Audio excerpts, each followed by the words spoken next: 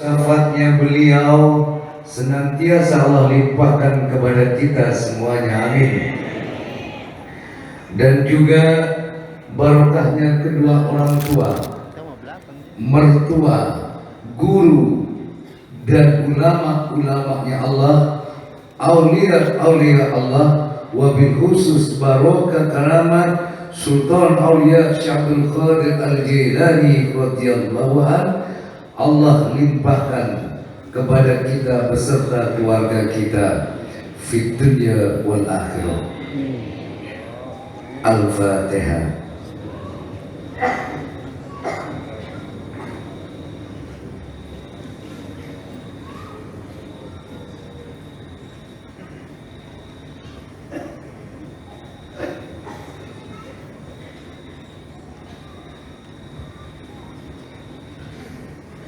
Alhamdulillah, jamaah yang amat Bapak cintai, malam saat ini ramai pengajian di mana-mana yang disebut dengan Maulid Nabi, di mana setiap kebaikan pasti selalu ada tantangan. Di mana ada sumur pasti ada kocok. Kalau bahasa ini apa kocok? Comberan. Dan comberan itu tidak akan pernah jauh dari sumur, selalu dekat dengan sumur. Artinya apa? Sudah jelas di zaman dulu ulama-ulama salaf mengadakan maulid itu sudah biasa, betul? Dan itu satu kebaikan, bahkan menunjukkan kecintaan kita terhadap Rasulullah. Orang yang mencintai seseorang selalu dipuja-puja, selalu disanjung-sanjung. Kalau kau sanjung anak saya akan bangga kepada kalian. Iya bangga. Kalau kau sanjung santri saya akan bangga sebagai gurunya. Tapi kau hina santri saya akan sakit hati sebagai gurunya. Kau puji jamaah saya akan bangga. Tapi kau hina jamaah saya tidak akan pernah terima, saya akan sakit hati. Begitu juga Rasulullah kita puji, Rasulullah kita puja, maka Allah akan senang mendengarnya. Allah akan bangga melihat dan mendengarnya orang yang menyanjung dan memuji Rasulullah. Kenapa? Karena Rasulullah adalah manusia tapi manusia yang laisa kal basari, manusia yang kayak bukan manusia yang istimewa, manusia yang dimuliakan oleh Allah, yang namanya selalu digandeng oleh la ilaha illallah Muhammadur Rasulullah. Betul apa enggak? Betul. Bahkan apa? Nur Muhammad itu adalah Nurullah. Betul apa enggak? Betul apa betul? Cahayanya Allah. Bahkan tidak kuutus engkau Muhammad kecuali menjadi rahmatan lil alamin. Muhammad wa ma arsalnaka illa rahmatan lil alamin. Tidak kuutus kau Muhammad kecuali menjadi rahmatan lil alamin. Apa itu rahmat? Kasih sayang. Kasih sayang. Jadi Rasulullah diutus untuk membawa kasih sayangnya Allah. Bagaimana kau akan dapat kasih sayang Allah kalau yang membawa kasih sayang tidak kau cintai? Gimana kau akan dapat paket kiriman kalau kau tidak ada komunikasi dengan yang pengantar paket? Pernah dapat paket? Melalui gojol apa? Melalui Gojek paket. Kamu nggak mau hubungan, dihubungin nggak pernah diangkat, jadi dibawa pulang lagi apa enggak itu paket? Salah siapa? Salah yang bawa. Apa salah kamu nggak mau terima? Hah? Begitulah Rasulullah membawa rahmat. Betul enggak? Maka berkomunikasilah kamu dengan yang membawa rahmat itu, agar rahmat selalu turun dan nyampai kepadamu. Tahu banyak di Al-Baghdadi ini, dari dulu tempat kontrakan sampai ke tanah pondok 265 meter, sampai ke 2000 meter, sampai ke sekarang bangunan seperti ini. Kalau tidak ada rahmat Allah, pertolongan Allah, kasih sayang Allah, mustahil ini terjadi. Tapi apakah kucuk-kucuk datang begitu? Tidak. Allahumma salli ala Muhammad ya Nabi salam, ya Rasul salam alaika, ya Habib salam alaika, salawatullah.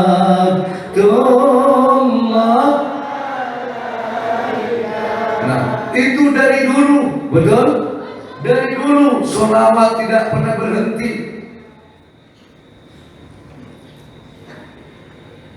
Jadi seperti yang Allah bilang, itu ada orang anti sholawat, anti manakib, anti macam-macam. Kok tetap ada rahmat minallah, ada balaan hasanah. Yang namanya balaan yang baik ya tidak tahu kalau itu satu apa namanya bala. Apa bala ini bahasa Indonesia? Ya. Cobaan atau ujian atau keburukan sebenarnya bala. Betul banget. Nggak tahu karena kebaikan kelihatan tambah, padahal itu tambah maju, tambah benci dia, tambah nggak percaya.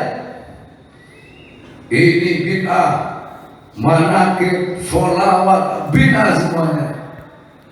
Tambah jaya, tambah pede, merasa tambah, padahal sama dengan orang naik, diangkat tambah tinggi, diangkat tambah tinggi, diangkat tambah tinggi, nyampe tinggi dilepas, nyungsep ya.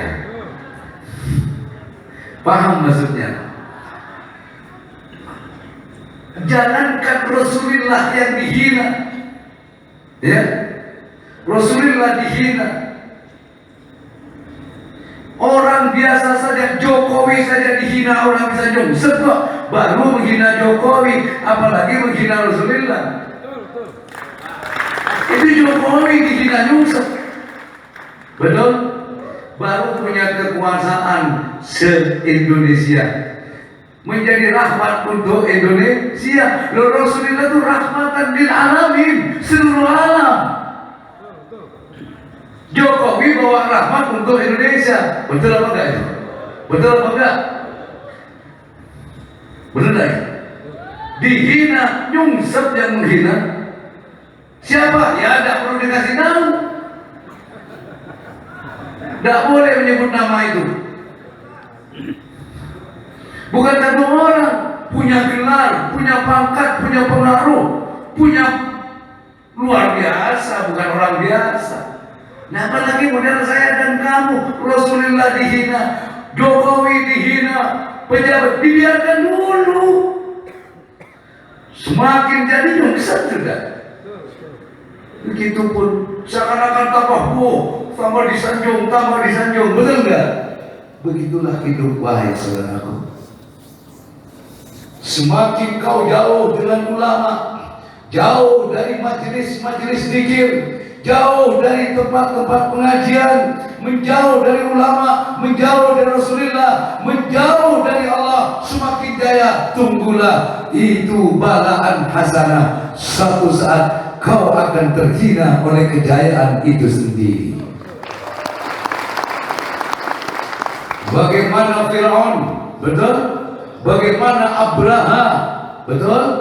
Bagaimana Namrud, semakin membenci, semakin menghina utusan-utusan Allah, semakin dijayakan, semakin jaya, semakin jaya. Ujung-ujungnya, ya sudah, kurang kompak dong.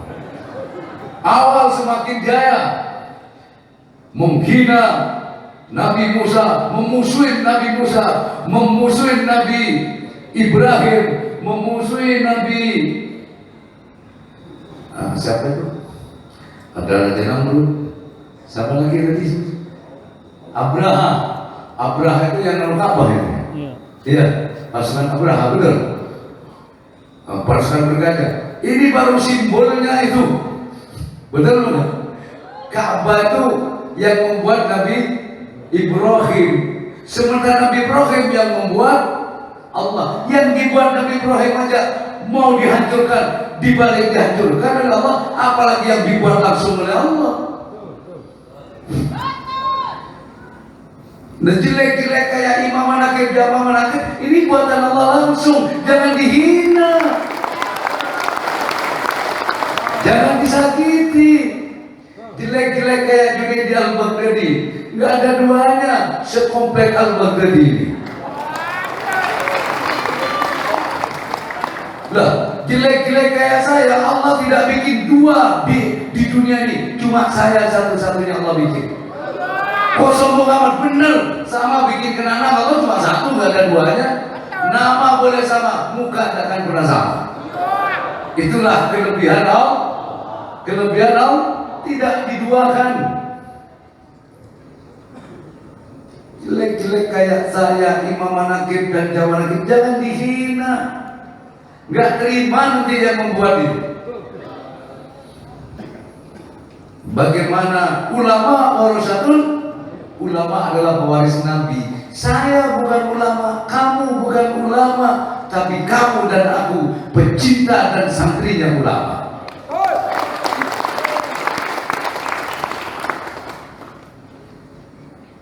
Paham maksudnya apa? Maka dari itu apa yang dikatakan Kinas tadi, apapun masalahmu, ya, apapun itu masalah, maka kesulitan jangan kuanggap suatu beban atau apa ya, kegagalan atau apa saja. Tapi kesulitan yang kamu hadapi itu adalah kesempatan buat kamu untuk menjadi orang yang sukses. Kalau kamu tidak mau memanfaatkan kesulitan untuk satu kesuksesan, selamanya kau akan menjadi orang yang berkeluh kesah. Tapi kalau kamu jadikan kesulitan, masalah yang kamu hadapi adalah sebagai kesempatan, bahwa di situ Allah berikan karunia, di situ Allah berikan satu pertolongan. Cari dan temukan pertolongan Allah itu di dalam kesulitan yang kamu hadapi. Ya apa tidak? Ya apa tidak? Kalau kamu sakit, yang kamu cari itu siapa? Pertama, obat dulu yang kamu cari. Ketika obat kamu beli di apotek atau beli di warung tidak mempan, baru kamu datang ke dokter. Ya pada. Kenapa datang ke dokter? Dokter yang lebih tahu. Betul. Nah, kalau kamu punya hutang, pengen lunas hutangnya, siapa yang kamu cari? Hah? Kalau sekarang susah ya kamu cari. Datang ke saudara, aduh lagi pandemi.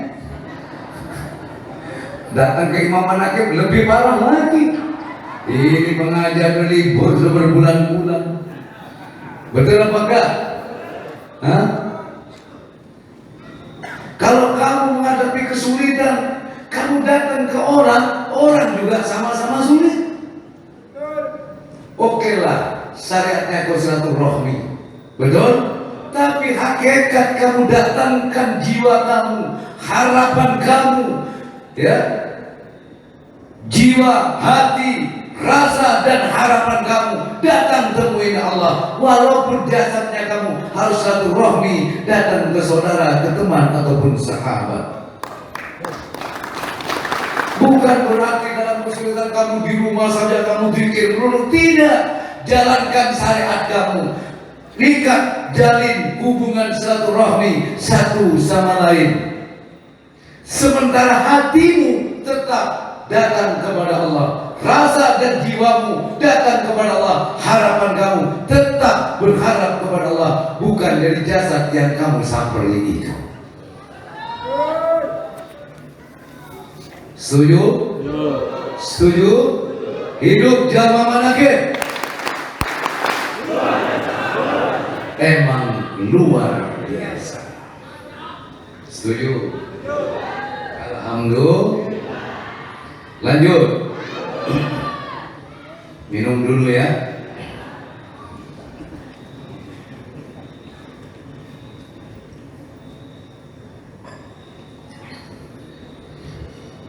Jadi setiap orang pasti punya masalah.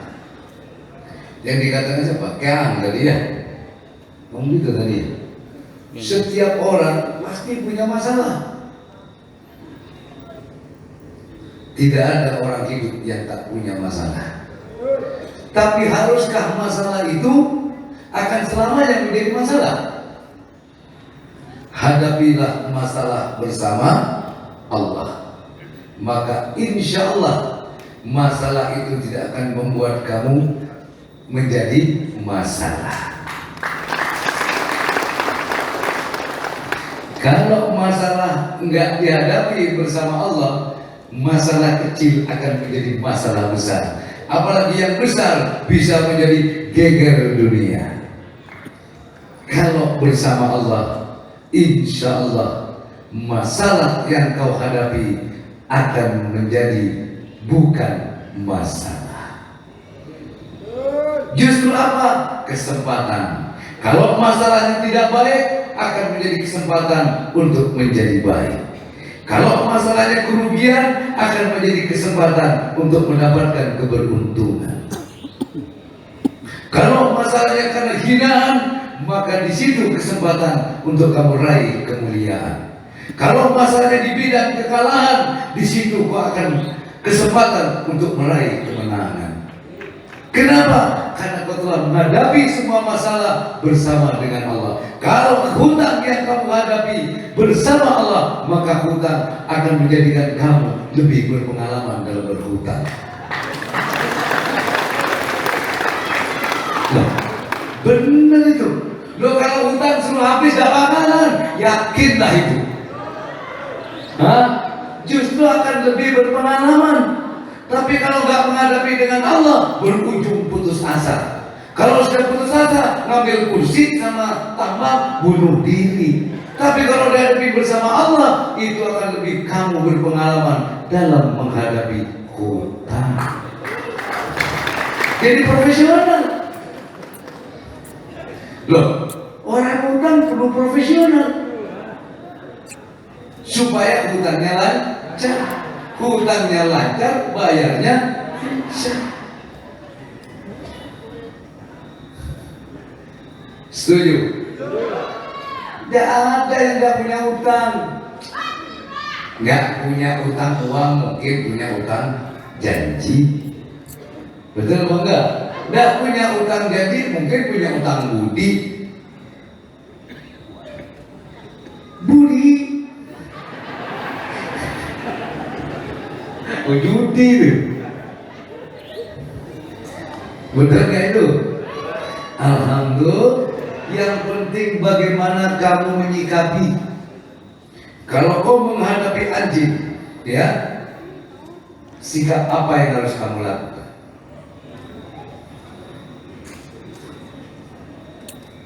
Betul? Jadi yang penting bagaimana kita menyikapi masalah itu. Kalau masalah kau hadapi dengan kepintaran kamu, nah, kalau masalahnya di atas kepintaran kamu, kelepek kamu, kelenger mana? Tapi hadapilah masalah bersama Allah, niscaya tidak akan menjadi masalah. Justru masalah akan menjadi kesempatan kamu dalam menghadapi berbagai macam masalah.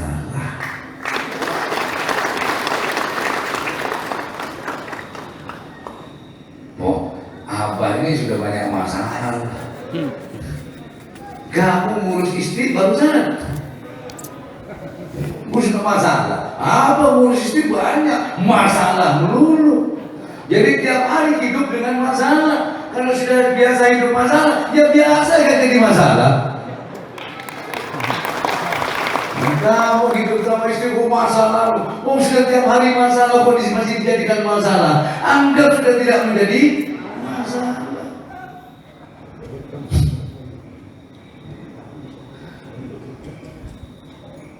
Setuju?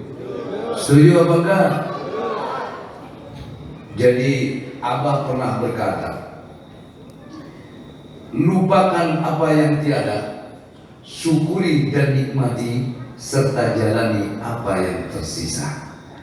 Niscaya yang tiada akan kembali ada, walaupun dengan wujud yang berbeda. Janganlah kamu melihat ya kesalahan orang lain, tapi lihatlah kebaikan orang itu kepadamu, supaya kamu tidak sakit hati terhadap orang yang menyakiti. Betul. Ngomong memang gampang, tapi praktiknya itu susah. Nah, karena praktik sudah, Abah ngomong begitu, Abah juga sudah praktek.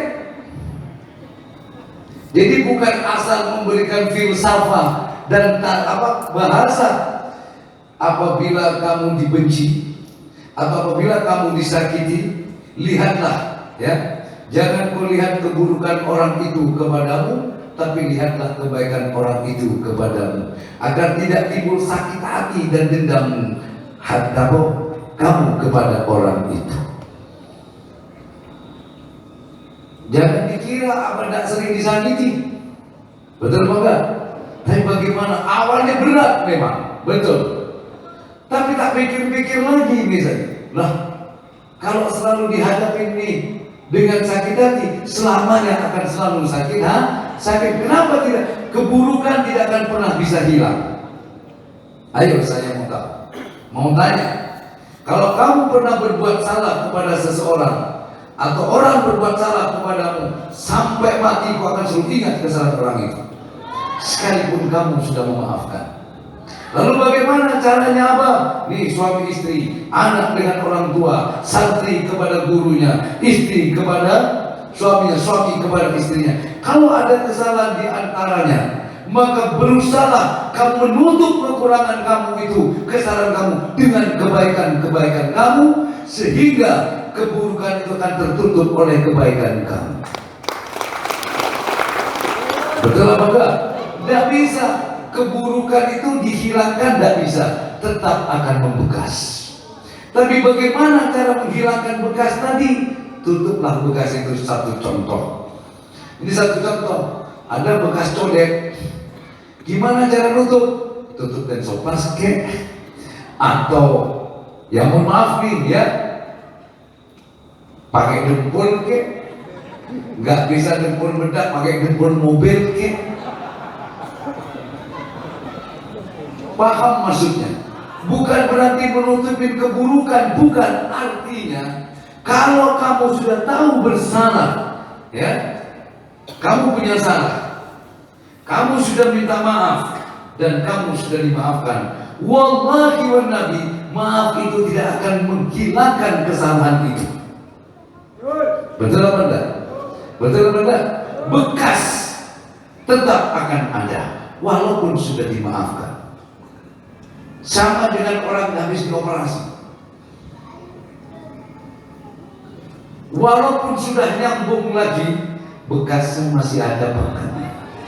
Masih ada bahkan. Lalu berbagai macam cara dilakukan, pakai sarung inilah supaya ngilangin bekas. Tetap ada bekas.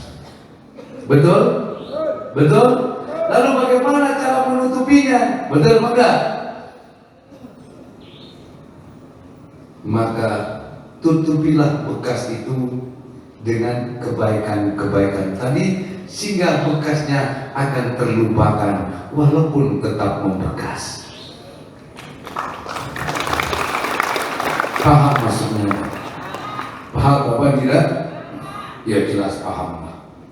Sudah punya anak cucu masa gak paham? Soalnya gak perlu ditanya lagi begitu ya. Paham gak paham? Ya emang sudah paham mas. Orang bisnis, suatu ketika orang ini pernah rugi besar,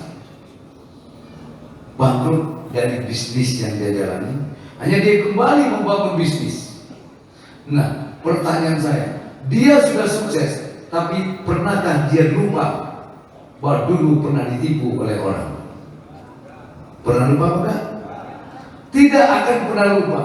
Walaupun dia sudah mengikhlaskan, tapi dia tetap akan satu ingat bahwa dia punya borok kepada saya. Betul. Tapi dia akan menutup, akan berusaha melupakan itu. Walaupun tidak dilupakan, dia buat tidak mengingat itu karena kesuksesan yang dia raih saat ini. Betul apa enggak? Paham maksudnya apa? Dia jelas paham. Artinya apa? Jadi kegagalan yang kau hadapi, semua kegagalan apapun, utang segala macam yang kamu hadapi itu tetap akan kamu rasa. Gak ada ceritanya gak punya utang, enjoy aja perasaan gak punya utang, bohong itu. Benar maka? Tetap kamu ingat, betul kan? Tapi bagaimana utang ini bisa kamu tutup? Contoh, kamu punya utang, kamu punya masalah, tapi begitu kamu nyampe di sini, kamu pikir lupa semuanya. Paham maksudnya sini sudah? Iya. Tutupilah semua masalah itu dengan perbuatan-perbuatan yang baik, maka itu akan terlupakan. Walaupun tidak bisa dilupakan, tapi akan terlupakan. Alhamdulillah. Ini satu contoh gampang sudah. Kamu masalah tadi siang atau kemarin seminggu yang lalu lah, punya masalah macam-macam. Mau berangkat ke sini aja muka masih suram.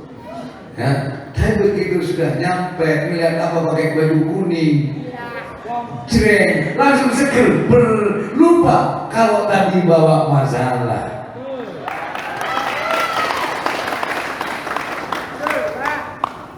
Jadikan hari ini, ya, suatu kebaikan yang menutup keburukan hari kemarin.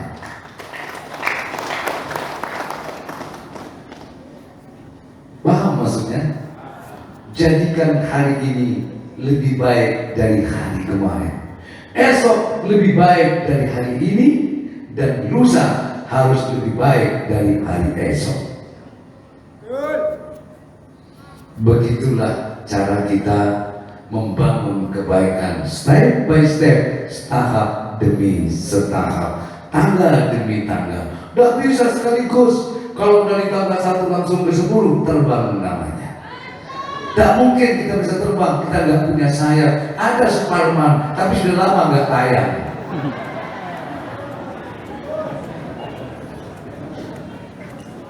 Iya apa tidak? Alhamdulillah. Hidup zaman mana ke? Emang luar biasa.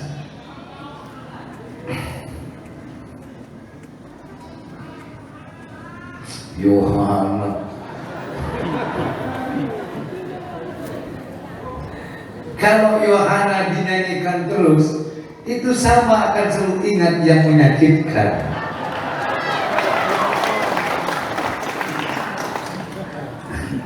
Maka biarkanlah yang lalu itu berlalu. Ya, kalau kata Roma Irama kan, puing-puing kenangan masa lalu, mimpi-mimpi indah hanyalah semu. Lupakan itu semua, yang lalu biar berlalu. Biarkan itu semua terkubur bersama. Cuma dikubur, tapi kalau digali nongol lagi.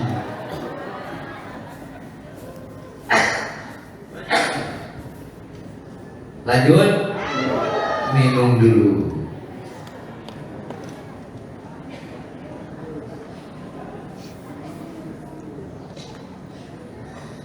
Alhamdulillah. Paham ya jamaah ya? Kalau jadi kamu punya masalah tidak sendirian. Allah tuh maha adil. Oke? Di mana letak keadilan Allah? Katanya Allah itu maha adil. Tapi ada yang kaya, ada yang miskin. Di mana letak keadilan Allah?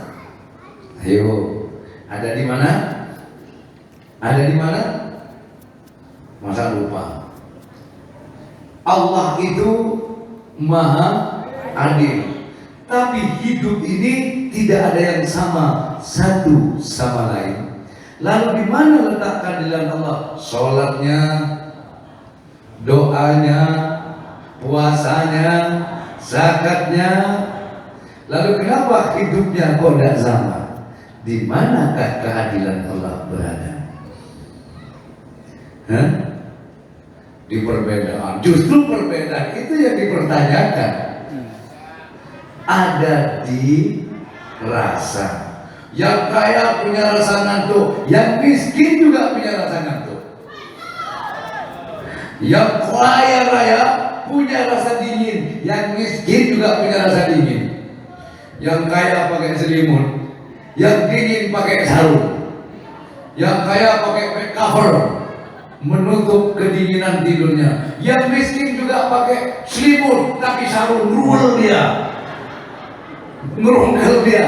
Berarti sama-sama punya rasa. Disitulah Allah memberikan keadilan.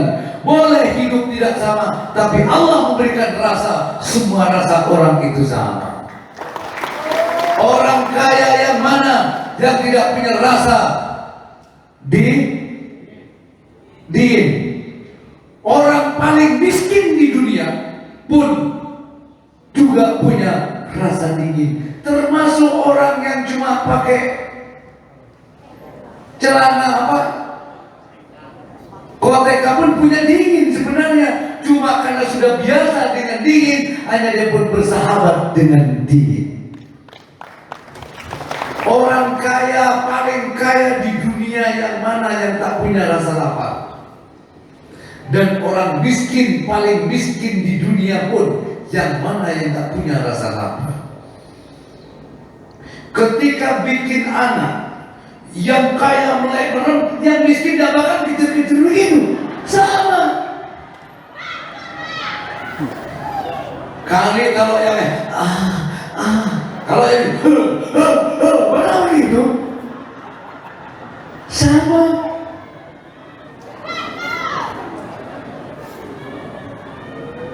Betul atau tidak? Jadi jangan pernah bilang Allah tidak adil. Adapun kehidupan itu, maaf ya, siapa yang menanam, dia yang memetik. Aku bagaimana hambaku, betul apa enggak?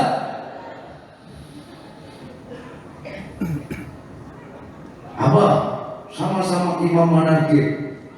Apa dengan apa? Oh, duluan saya yang imami, duluan saya yang nanam. Wajar kalau dapatnya banyakan saya. Justru kalau imam lebih banyak dari saya mikir, jangan-jangan korupsi ini. Wajarlah. Korupsi itu. Ada pertanyaan lagi, bagaimana dengan seorang santri? Kadang dia santrinya itu lebih hebat dari gurunya. Gurunya lebih hebat karena gurunya tuh gini. Sawah sama hasilnya dibawain semua ke santrinya. Udah nak, buat kamu semua. Itulah guru, itu bedanya guru. Udah buat kamu semua. Makanya kan santrinya lebih hebat dari gurunya. Tapi kalau santrinya ngabdi, betul apa enggak? Ini cuma cerita doang, intermezzo ini ya. Artinya gini. Jadi kalau bilang Allah nggak adil, berarti dia kurang jeli melihat keadilan Allah. Jadi kalau ada yang bertanya, katanya Allah adil, mana kalau Allah adil? Sholat sama aja, kenapa hidupnya nggak sama? Yang sholatnya rajin, yang kaya atau yang miskin, coba dicubit sama-sama ngerasa sakit apa enggak? Ya sudah, itulah keadilan. Kali kalau yang kaya karena di hotel atau di spring bed yang empuk, berkamar ber-AC, mewah, bikin anak rasanya ketan hitam, bisa gitu ya.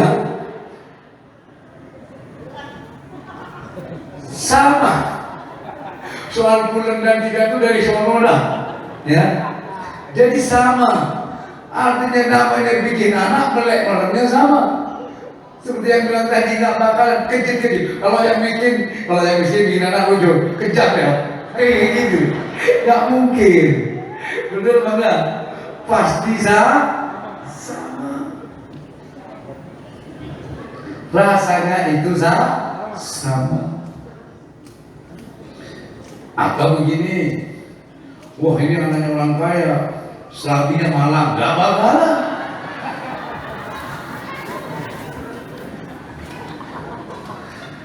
Semua itu sama. Maka dari itulah jangan pernah bilang Allah tidak sangat adil Allah. Nah sekarang soal bahagia atau tidak itu bagaimana kamu menempatkan rasa itu. Karena kebahagiaan ada dalam rasa, menderita juga ada dalam rasa. Boleh hidupnya menderita, tapi jiwanya dia bahagia. Karena mampu menempatkan rasanya hanya kepada Allah. Makanya dia merasakan bahagia. Ya contoh, tidak usah jauh-jauh, saya ngambil contoh jamaah manakib. Ada semenjak ikut aku hutangnya bukan lunas, nambah terus.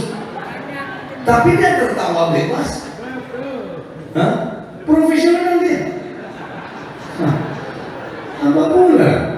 Ya mama lagi bilang, tak mampu lah kau. Kata jamaah, aku ini jamaah apa lah? Mana mungkin kau bisa lawan aku? Tak mampu lah kau. Ada orang-orang, abu-abu. Kau sampai baju nedi. Mun kurang ada masuk aku kayak ini dia. Tergantung rasa. Bahagianya ada di rasa. Kamu menderita, itu kan orang melihat, itu keadaan. Tapi jiwa kamu, kemana kamu bersandar? Kemana kamu tempatkan rasa itu? Kalau rasa kamu tempatkan kepada penderitaan, selamanya kamu merasakan penderitaan itu. Sedih terus. Kamu bikin anak, rasanya ada di utang, ya letoy.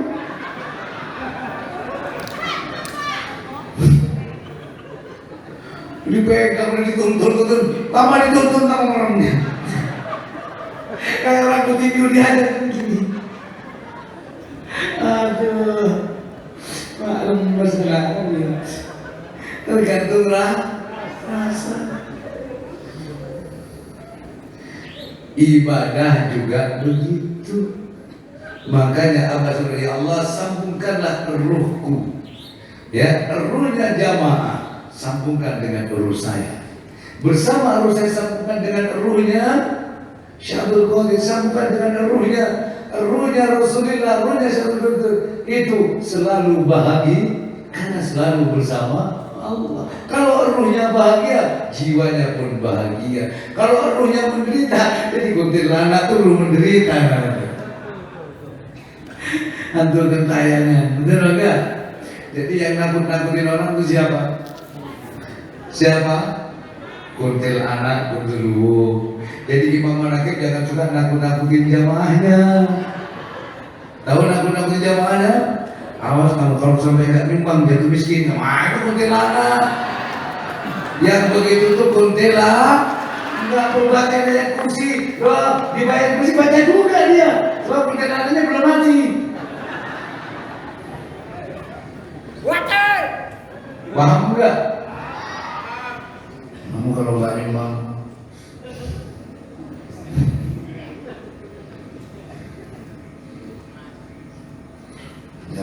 Imam manakib jangan juga nakut-nakutin. Kalau kamu berhenti istiqomah, kamu akan celaka. Jangan usah ngomong, jangan usah nakutin. Satu, kamu ingin sukses, istiqomah. Udah cukup gitu doang. Betul enggak? Hah? Harusnya takut-takutin. Kau yang menanam, kau pula yang memetik. Kau nanam semangka, kau merasa buahnya. Kau nanam duri, rasakan perihnya ketusuk duri. Kukira bunga, ternyata duri. Tertusuklah hatiku ini. Jadi kiranya bunga, katanya duri, nusuk dia, kurang ajar ya. Setan ala saudara. Hidup zaman mana ke? Emang luar biasa. Sudah maksud yang Abah sampaikan? Sudah maksud? Maksud kok lanjut. Ya udah, nggak apa-apa, lanjut.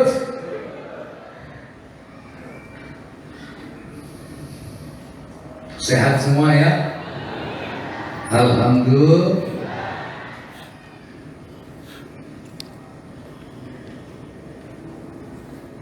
Udah. Mau nyanyi? Mau nyanyi? Nyanyi apa yuk?